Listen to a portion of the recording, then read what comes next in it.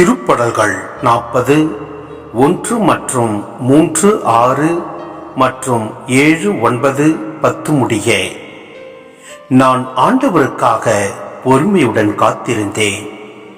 அவரும் என் பக்கம் சாய்ந்து எனது மன்றாட்டை கேட்டருளினார். புதியதொரு பாடலை, நம் கடவுளை புகழும் பாடலை என் நாவினின்று எழச் செய்தார். பலரும் இதை பார்த்து அச்சம் கொண்டு ஆண்டவர் மீது நம்பிக்கை கொள்வர். பலியையும் காணிக்கையும் நீர் விரும்பவில்லை, எரி பலியையும் பாவம் போக்கும் பலியையும் நீர் கேட்கவில்லை. ஆனால் என் செவிகள் திறக்கும்படி செய்தீர். எனவே இதோ வருகின்றேன்.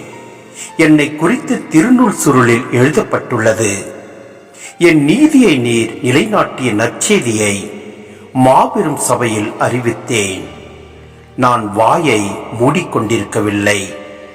ஆண்டவரே, நீர் இதை அறிவீர். உமது நீதியை நான் என் உள்ளத்தின் ஆழத்தில் மறைத்து வைக்கவில்லை. உம் வாக்கு பிழாமையை பற்றியும் நீர் அருளும் மீட்பை பற்றியும் கூறியிருக்கின்றேன். உம் பேரன்பையும் உண்மையையும் மாபெரும் சபைக்கு நான் ஒலிக்கவில்லை.